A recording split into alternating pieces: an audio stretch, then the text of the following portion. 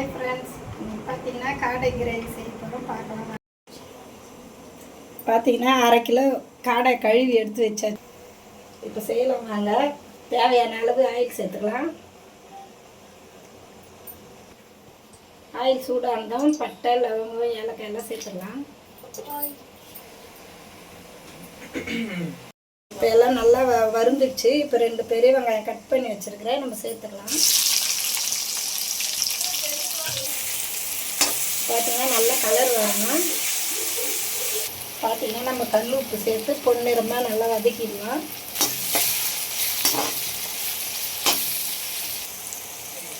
ஒரு 5 நிமிஷம் நல்லா வதங்கட்டும்.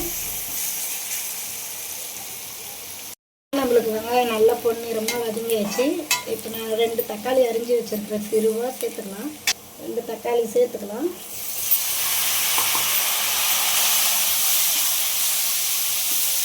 ஒரு 5 நிமிஷம் நல்லா வதங்கணும். தேவையான அளவு இஞ்சி பூண்டு பேஸ்ட்டு சேர்த்துக்கலாம்.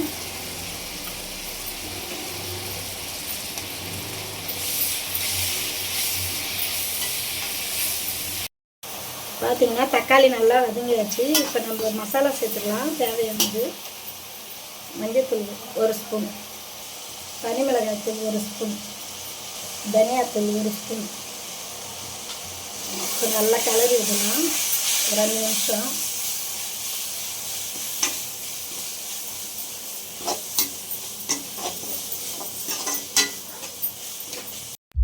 மசாலாலாம் நல்லா எண்ணெய் பிரிஞ்சு வந்துச்சு.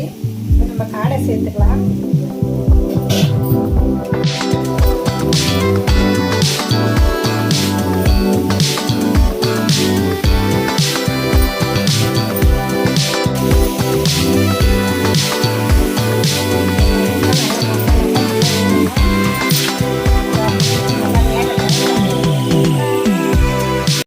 இப்போ நம்ம காடை வேகிறதுக்கு கொஞ்சமாக தண்ணி சேர்த்து வேக வைக்கணும்.